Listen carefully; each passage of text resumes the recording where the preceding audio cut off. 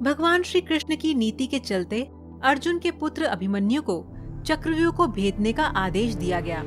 ये जानते हुए भी कि अभिमन्यु चक्रव्यूह भेदना तो जानते हैं, लेकिन उससे बाहर निकलना नहीं जानते।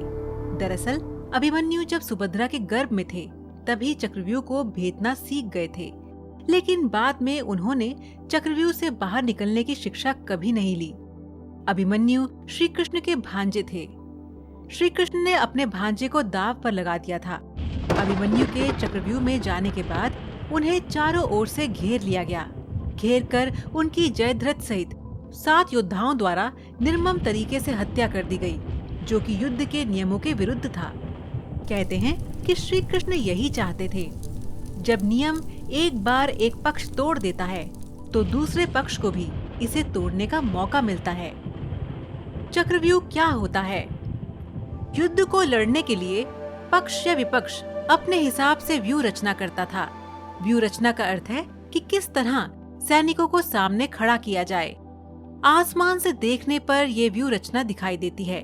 जैसे क्रॉन्च व्यू है तो आसमान से देखने पर क्रॉन्च पक्षी की तरह सैनिक खड़े हुए दिखाई देंगे। इसी तरह चक्रव्यूह को आसमान से देखने पर एक घूमते हुए चक्र के समान सैन्य रचना दिखाई देती है। इस चक्रव्यूह को देखने पर इसमें अंदर जाने का रास्ता तो नजर आता है, लेकिन बाहर निकलने का रास्ता नजर नहीं आता। ये तो कोई बहुत ध्यान से देखे तो ही संभव होगा, लेकिन इसके लिए आपको आकाश से देखना होगा। यदि देख भी लें तो ये चक्रव्यूह तो घूमता ही रहता है। कहते हैं कि चक्रव्यूह की रचना द्रोण ने की थी। इस व्यू को एक घूमते हुए चक्के की शक्ल में बनाया जाता था, जैसे आपने स्पाइरल को घूमते हुए देखा होगा। कोई भी नया योद्धा इस व्यू के खुले हुए हिस्से में घुसकर वार करता है या किसी एक सैनिक को मारकर अंदर घुस जाता है। यह समय क्षण भर का होता है, क्योंकि मारे गए सैनिक की जगह तुरंत ही दूसरा सैनिक ले लेता है। अर्थात योद्धा के मरने पर चक्रव्यूह में उसके बगल वाला योद्धा उसका स्थान ले लेगा, क्योंकि सैनिकों की पहली कतार घूमती रहती है। जब कोई अभिमन्यु जैसा योद्धा व्यू की तीसरी कतार में पहुंच जाता है, तब उसके बाहर निकलने के रास्ते बंद हो जाते हैं। यदि वह पीछे से मुड़कर देखेगा तो पता चलेगा कि पीछे तो सैनिकों की कतारबद्ध फौज खड़ी है। व्यू के घुस जाने के बाद अब योद्धा चौथे स्तर के लिए बलिष्ठ योद्धाओं के सामने खुद को खड़ा पाता है। इस चक्रव्यूह में योद्धा लगातार लड़ते हुए अंदर की ओर बढ़ता जाएगा और थकता भी जाएगा। लेकिन जैसे जैसे वो अंदर जाता जाएगा, अंदर के जिन योद्धाओं से उसका सामना होगा वो थके हुए नहीं होंगे। ऊपर से वे पहले वाले योद्धाओं से ज्यादा शक्तिशाली व ज्यादा अभ्यस्त भी होंगे। शारीरिक और मानसिक रूप से थके हुए योद्धा के लिए एक बार अंदर फंस जाने पर जीतना या बाहर निकलना कठिन हो जाता है। अभिमन्यु के साथ भी यही हुआ होगा। कैसे फंसे अभिमन्यु चक्रव्यूह में? कोई भी योद्धा व्यू की दीवार तोड़कर अंदर जाने के लिए सामने वाले योद्धा को मारकर अंदर जाने का प्रयास करेगा, लेकिन वह तभी अंदर जा पाएगा जबकि मारे गए योद्धा की जगह कोई दूसरा योद्धा ना आ पाया हो। इसका मतलब ये है कि उसे सामने खड़े योद्धा को मारकर तुरंत ही अंदर घुसना होगा, क्योंकि मारे गए योद्धा की जगह तुरंत ही दूसरा योद्धा लड़ने के लिए आ जाता है। इस तरह ये दीवार कभी टूटती नहीं है। दीवार को तोड़ने के लिए ठीक सामने वाले योद्धा को मारकर अंदर के योद्धा को भी मारते हुए अंदर घुसना होता है। लेकिन नया या अनभिज्ञ योद्धा अगल बगल के योद्धाओं से ही लड़ने लग जाता है। अभिमन्यु चक्रव्यूह में घुसना जानता था। उसने सामने वाले योद्धा को मारा और बहुत ही थोड़ी सी देर के लिए मिली खाली जगह से वह अंदर घुस गया। घुसते ही यह जगह फिर से बंद हो गई, क्योंकि मारे गए योद्धा की जगह किसी अन्य योद्धा ने ले ली। अभिमन्यु दीवार तोड़ते हुए अंदर तो घुस गया, लेकिन वह पीछे ये भी देख पाया कि दीवार पुनः बन गई है। अब इससे बाहर निकलना मुश्किल होगा।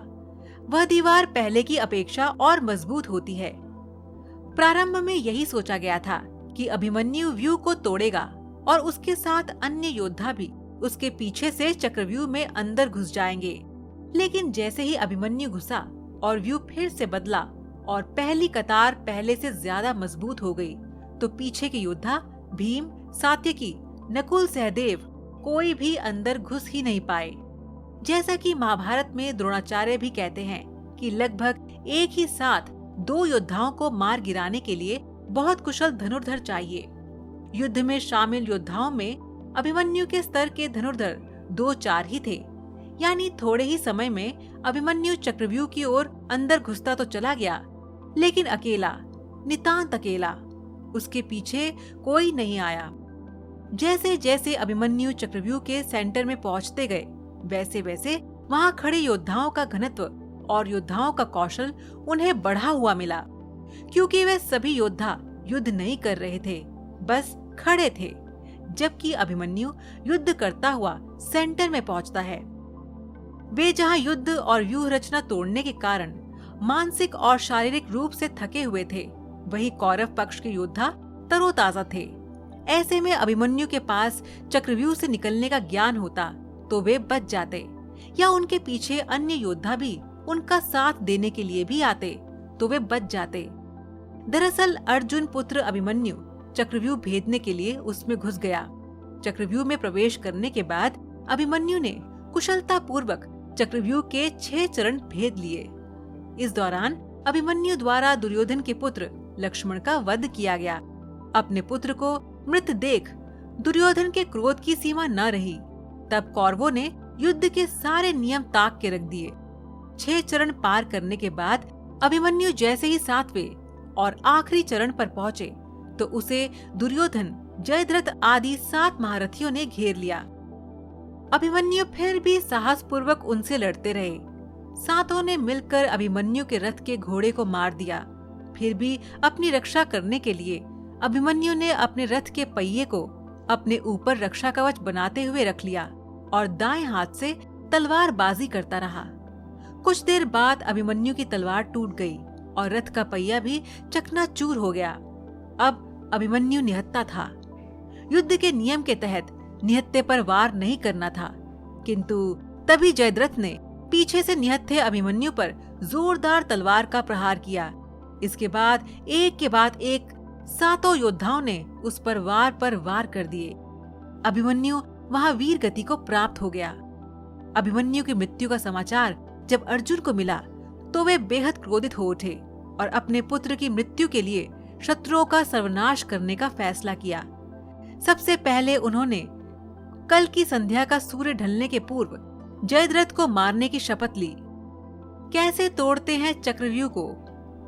कुशल योद्धा देखता है कि बाहर की ओर योद्धाओं का घनत्व कम है, जबकि अंदर के योद्धाओं का घनत्व ज्यादा। घनत्व को बराबर या कम करने के लिए ये जरूरी होगा कि बाहर की ओर खड़े अधिक से अधिक योद्धाओं को मारा जाए। इससे व्यूह को घुमाते चलाते रखने के लिए अधिक से अधिक योद्धाओं को अंदर से बाहर धकेलना होगा। इससे अंदर की तरफ योद्धाओं का घनत्व कम हो जाएगा। पहेली नुमा इस व्यूह रचना में योद्धाओं के स्थान परिवर्तन से ये पूरा घूम जाता है। निश्चित ही एक कुशल योद्धा को ये भी मालूम होता है कि घूमते हुए चक्रव्यूह में एक खाली स्थान भी आता है जहाँ से निकला जा सकता है। ये भी कि वह अपने बल से हर कतार के एक एक योद्धाओं को मारते हुए बाहर निकल आए।